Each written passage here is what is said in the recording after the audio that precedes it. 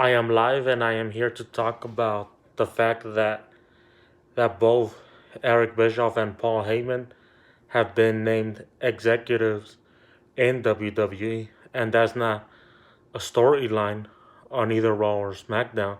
Like that means that they have offices at the WWE headquarters and they will be overseeing the shows. That's what it means. Eric Bischoff ran WCW because Ted Turner allowed him to control WCW, while Ted Turner ran his company, Turner Broadcasting Systems, and then merged with Time Warner.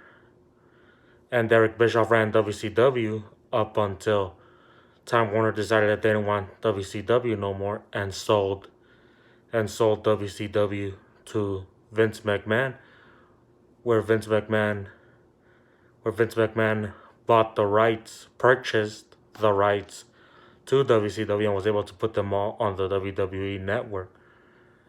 And Paul Heyman was the owner of ECW, the original ECW, Extreme Championship Wrestling, where what he would do was he worked with both he would work with WWE, where he would let his wrestlers appear on WWE television, and Vince McMahon paid him for that. But Eric Bischoff would take Paul Heyman's talent, and the original ECW lasted up until 2001, and then all of the assets were sold to WWE under Vince McMahon, and he purchased the rights to ECW because as on ECW never had the resource or the funding that both WWE and WCW had. So that's why he ended up selling all of ECW's assets so that he could pay the wrestlers that he could not pay and what he owed them. And both of those guys have been general managers, and they have been general managers, and now they're executives. And I guess we'll wait and see what happens and what's to come on as the summer goes by with those two as executives on WWE.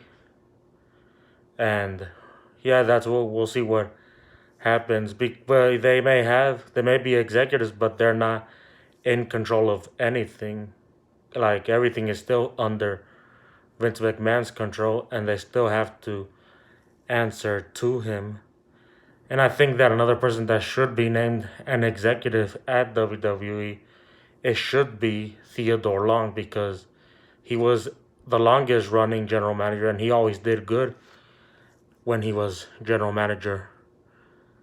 Like that's another person that should be an executive and he would do good. But I guess we'll see what happens as time goes by right now and as WWE goes by with everything that's happening, and now that those two have control in the company, not completely, but they are overseeing both Raw and SmackDown.